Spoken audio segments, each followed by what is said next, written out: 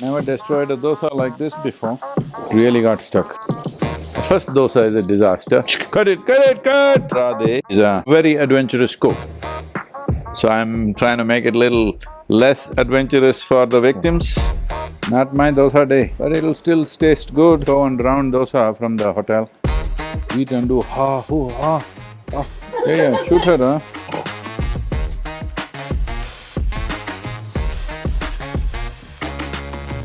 Not bad, a quick learner, huh? This dough has been specially prepared by me. Who's going to eat this? Inevitably, one who is already enslaved, I'll have to give it to her only, because nobody's saying yes. Shall I pack it in this and give you, huh? Be a slave for your life. Ragi is the most female-friendly cereal you can consume. So millet is a solution for our health, for soil health, and for ensuring there are no famines in the world, that nobody should die of hunger. Let's make it happen.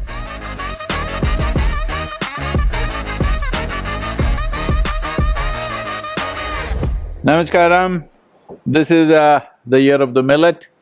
Well, we've been using millets right from our childhood, but now it's important that we bring it to the entire population, the whole world in some way, because this is very important in terms of large-scale human health, which has become a serious problem, and the nutritional deficiencies due to single cereal consumption and a massive diabetic pandemic happening all over the world, particularly in India.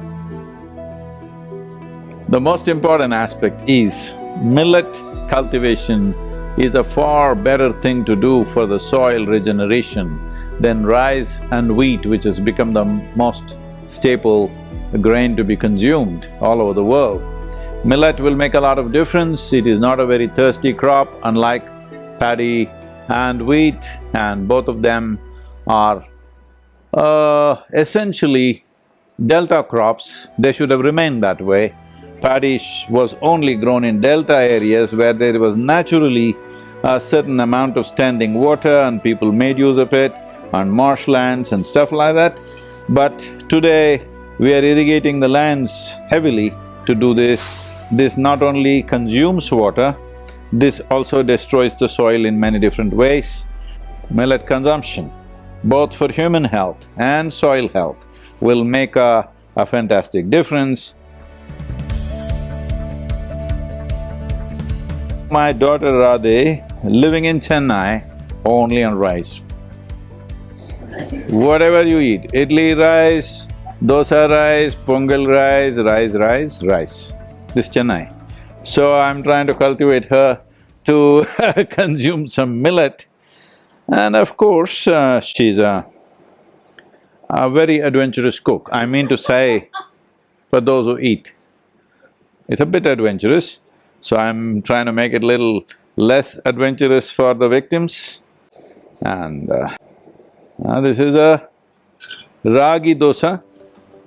Ragi, a very important cereal of subcontinent, and particularly, when we were growing up in Karnataka, it was very much a part of daily consumption everywhere, but somehow it got bad press that it is a poor man's food and it doesn't give you social prestige, but it gives you health, well-being and nourishment.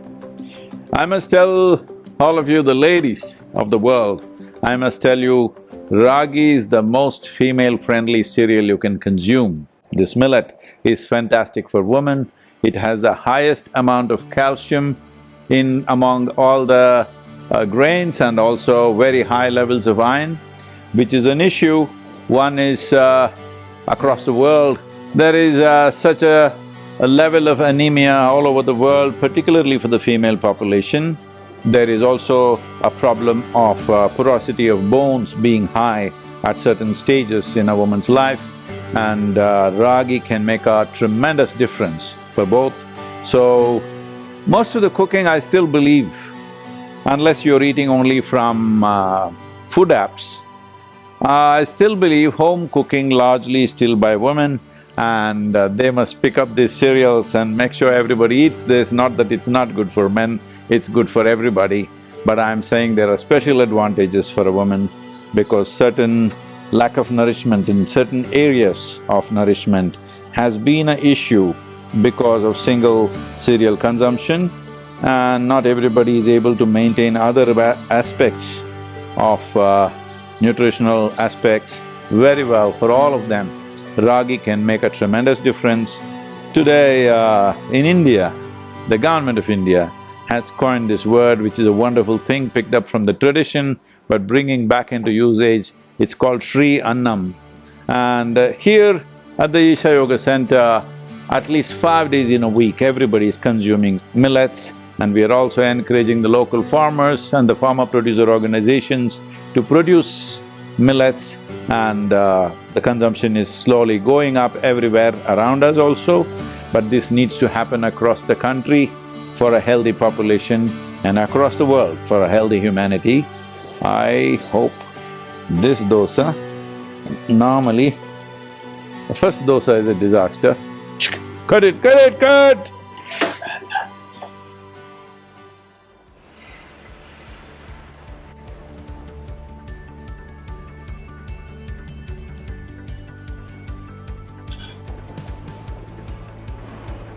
Millet takes time to cook, it cooks a little more, at least in this form a little more than the rice, but it does a lot more. It's a very slow-release cereal, that is, there will be no sugar spikes because of you eating a millet.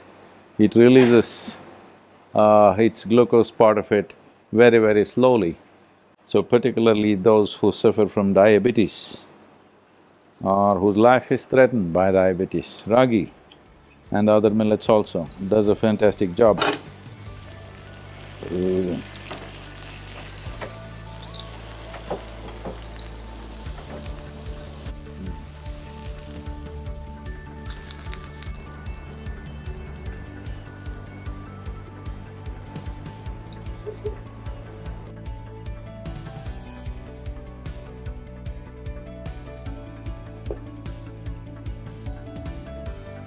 Not bad, a quick learner, huh?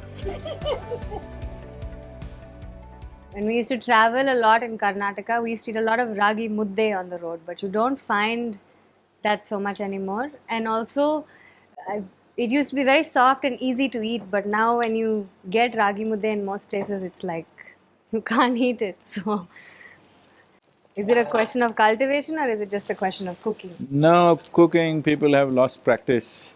Now they made some cookers, like a rice cooker, they got a ragi mudde cooker that you can cook in that.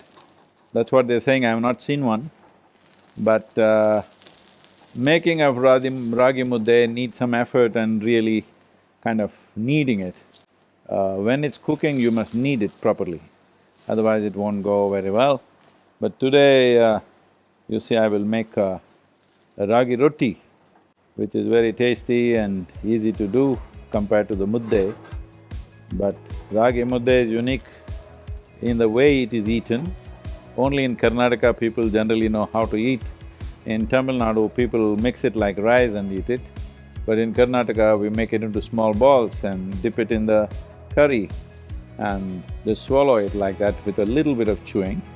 So it's a unique way of eating. That kind of eating is very good for those who work in the farms, because ragi, as I said earlier, is a slow-release millet.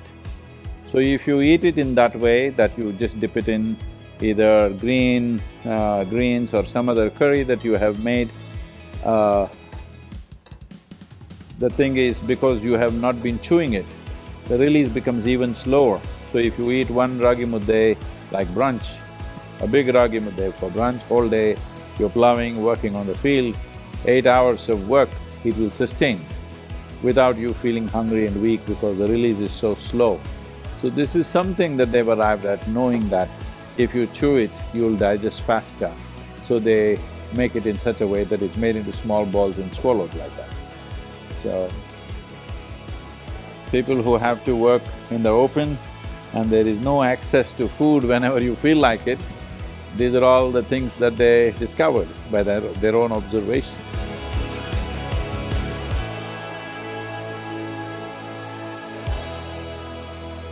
Well, this is a ragi roti. You need a little bit of banana leaf, or also you could do it on what they call as the butter paper. But the important thing is, you take ragi flour, just steam it a little bit like how you would do, even on an idli stand you could do it, just steam it a little bit.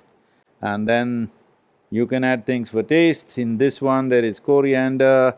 If you want, you can add onion, grated coconut, minutely cut chilies according to your taste, and of course a little bit of salt, and boom, you have a great breakfast or lunch or dinner, whatever you like.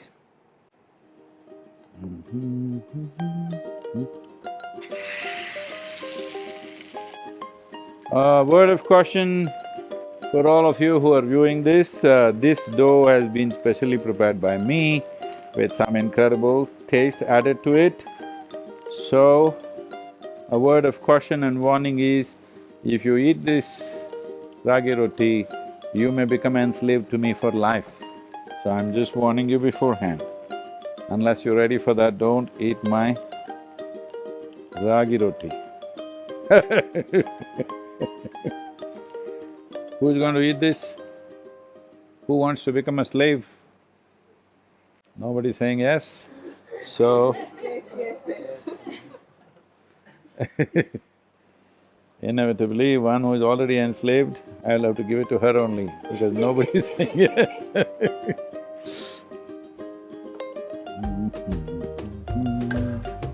This goes with chutney.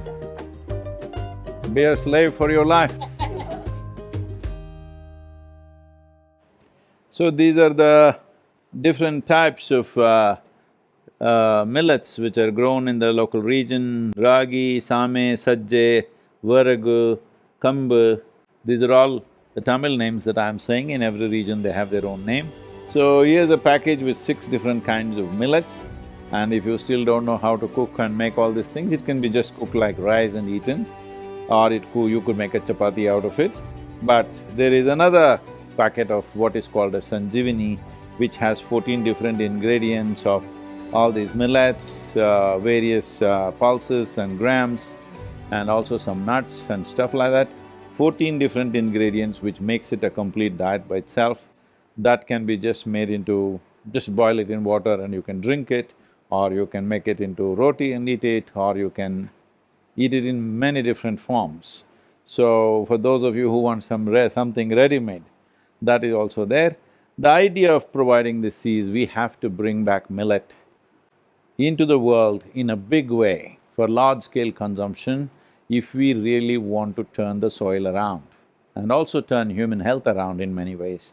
Because as nations grow and become affluent, they are spending incredible amounts of money on healthcare. That's not how it should be, because once the nation becomes affluent, it has both choices of nourishment and lifestyle. When you have choice of nourishment and lifestyle, you generally have no business to fall ill. You should be taking care of it. But unfortunately, more affluent the nations get, the more sick they're getting. So this is one reason why we are seeing how to push millets into everybody's diet, and fundamental interest is that soil should be healthy. The revival of soil, the regeneration of soil in the world could go a long way if at least 50 to 60% of the cereals that we consume become millets. And very easily in every kind of weather conditions and atmospheres, we can make sure that there shall be no such thing as famine in the world if we really cultivate millet on a large scale and make sure every region of the world has it, and little bit of change in our dietary habits. If we do this, we can ensure the painful famines that we see happening repeatedly across the world need not happen. Right now, food is grown in one place, but they're eating it 5,000 miles away. That's not how it should be. The basic food must be grown where people are. And millet is the answer for that, because in any kind of conditions, soil conditions and atmospheric conditions or climatic conditions, you can grow millets. With very little water availability also, you can grow millets. So millet is a solution for our health, for soil health, and for ensuring there are no famines in the world, that nobody should die of hunger. Let's make it happen.